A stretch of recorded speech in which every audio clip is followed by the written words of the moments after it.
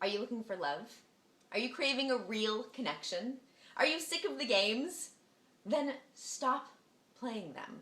You might not even realize all of the games that you play, but you probably are. So it's time to look at the way that you act, the way that you talk, how you present yourself, and see if the little games are popping up in there. So here are 10 things that you can do to help you find a real connection that might even help you find the one instead of just another someone. But, if you are just looking for someone, if you're practicing dating, or if you are looking to get to know yourself or expand yourself and you aren't ready for the one yet, that's okay. You can still use these no game tips to find love, because that's how you really, really understand and get to know someone. So screw the games. And number one, screw the list. That list of must-haves that are so long of all the things that you think you need in a relationship that are keeping you in this box. Well, where did this list come from? From your family, your friends, society, yourself? That is a game in and of itself. You are creating paper perfect. But really, what is paper perfect? That has nothing to do with chemistry. It has nothing to do with the things that actually matter oftentimes. So screw the list. Throw it away, burn it, get rid of it. Number two, screw tall, dark, and handsome, or blonde, buff, and blue-eyed, or whatever it is that you find sexy, because that looks-based attraction is also so superficial. It is a game. Who are you trying to impress? Your friends? Do you just want man candy? No, you want something real, something substantive, something that makes you feel good. Close your eyes. Have a conversation with him. Can you still have a conversation? Or is it like, do you have to actually be looking at him and just drooling about how hot he is and then showing your friends, oh my God, look how hot he is. Who cares, okay? If he makes you feel good, if he feeds your soul, if he challenges you and engages your brain and replenishes you, if he is that person who is your go-to, that's what you need, all right? Get out of this box that you are creating. Okay, number three, reach out. If you see someone who you're interested in, whether it's in person or online, it's okay for you to be the first person to reach out. I know, okay, there are people, a lot of people, dating coaches and all of these people who say that the girl should not reach out first. You know what? Screw it. You can reach out first. That's okay. You can be fun and flirtatious and engaging. Guys like that. Guys like to know that a girl has chutzpah, that she can take care of herself. That is actually very sexy for guys. And then allow them to take the next step of asking you on the actual date. But you can be the one who reaches out in a fun and witty way. All right, number four, flirt. Flirting is such an incredible thing within a relationship and also before the relationship. It's so fun. It gives you those butterflies. Be witty. Be sassy. Have that verbal joust. That is sexy. You can also flirt over text, but only if you have established a date already. So if you know we're going out next Saturday, then start text flirting. That's okay. Not sexting, flirting. Big difference. Also, you can even send flirty photos. Guys like to see photos because it sort of makes them feel special. It's a little bit more intimate. Not sexy photos, flirty photos. It's saying, I took this photo just for you, of me right now, so you can see what I look like when I'm casual, or whatever it is. It allows them to see another side of you, because you probably want photos too. But guys are very visual creatures, so they oftentimes like photos. But again, not sexy photos. I mean, a little bit sexy is okay, but no nudity, okay? No nudity. Number five, go out on a whim. If a guy asks you out on Friday, for Friday, go. Be spontaneous. Why do you have to play the game of, I'm so busy, I don't have time, I'm like, my social schedule is so crazy? A guy doesn't like that, okay? Because if you're already so booked up all the time, well, how are you ever going to have time for him? How are you going to be able to make time in your schedule for a relationship if you are completely booked up?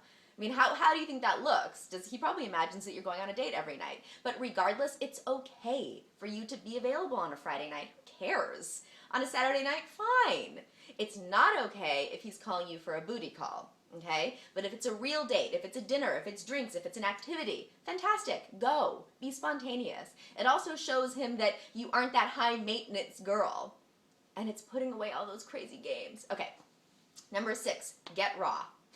And on the first date. And by that I mean stay away from, or don't only talk about safe subjects. It's not just about your job, or that you like beaches, or your dog. Say things that are substantive, that actually matter to you, because the purpose of a first date is to actually get to know each other, right? It's to know who you are, what your core values are. So tell stories around your core values. If your core values are family and faith and passion and travel, well, why? Tell a story about travel, but tell it with some purpose of what you actually did, and you understood. You went into the back alleys and you really got to know the community, and you met the locals and you ate their food, and this is what you learned from them. This is the takeaway, okay? Substantive conversations.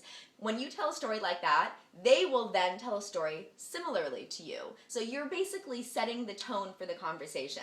If you stay on safe subjects, surface subjects, the guy will too. But if you actually go a little deeper, he will too. And the conversation will be better and more interesting, and he and you will both walk away saying, wow, that was a great date. And if there wasn't a connection, that's okay, because you learned something. You still had a good time. Okay, number 7. Fly your red flags on the first date. Now the reason is that, now I don't want you to fly all red flags, but some of them, because if it's a red flag that is a serious red flag, like it is a deal breaker for them, it is a non-negotiable, then that's something that you should know. So if you've been married, tell them you've been married. But don't say, I've been married. Okay, it's on the table. Have fun with that. It's, I've been married. I'm not proud of the fact that I got a divorce, but this is why, and this is what I've learned from it. So it's make the statement, then give the lesson and the takeaway, and express your feelings around it too. So it's not just like, here's the red flag, go, because that's how they get the red flags, okay? That's how red flags are scary, is if you don't show that you learned from it, and that you're better, stronger, more evolved, whatever it is, person because of that flag, okay? Number 8, be vulnerable. So this is taking that getting raw and red flags to a whole deeper level. This is when you're actually exposing something about yourself, something that matters, something that maybe you're ashamed of or not proud of, something that really hurt you. You don't have to cry. This is not a Debbie Downer conversation. This is not like a I hate everything and everyone hates me conversation, but just one little thing. And again, what you learned from that. The reason is that if you set the tone by being vulnerable, he will then most likely be vulnerable as well. And now you've connected on a much deeper level. When your heart's open like that, that's when you have a real honest connection. And that is where you can establish a foundation at a much more intense level. And that's how you really grow a relationship of depth, right? When you build a tall building, what do you do first? You go down. You dig the foundation. And this is a great way to do that, by getting vulnerable. And the guy has probably never shared this information with anyone. So he walks away feeling like he was really into you, because wow, he shared something that he's never shared before, and he must really trust you, and you must really trust him. And now, you've already established something. You've had that heart connection. Okay, number 9, if you like him, tell him. On the date, if you like him, say, I'm having a great time. I really like this. Like, I really like you. I'm so glad we went out. After the date, if you had a great time, text him right after, like immediately. Thank you so much. That was so fun. I loved talking about this. I look forward to seeing each other again. Don't say, let's make plans for next Tuesday. But if you're just putting it out there of, I'd love to see you again, you're already saying, if you ask me, I'm saying yes, okay? Because guys are nervous. They don't want to be rejected.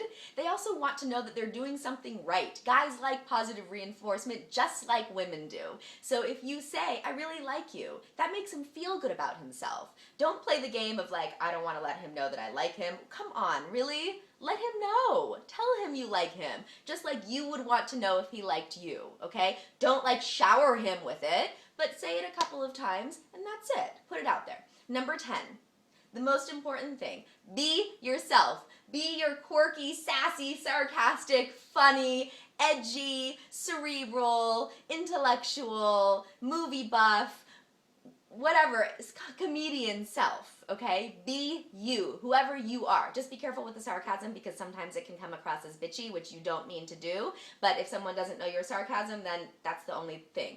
But aside from that, and the comedy, if you're super if you use comedy as a front and to get away from real topics, then be careful with that too. Because again, this is about being real. This is not about playing games, but be yourself. Because if you're putting up this front of who you think they want you to be, I think they want me to be this person, so that's how I'm going to perform. You're not a puppet, and they're going to find out eventually who you actually are, and the fact is, they're probably quirky and interesting too. So show them that you are. And at the end of the date, it's those little cute, quirky things that they're going to remember, okay? It's that verbal jousting, it's that wittiness, it's that makes you stand apart from the pack. So those are 10 ways for you to stop playing games and possibly even finally find the one.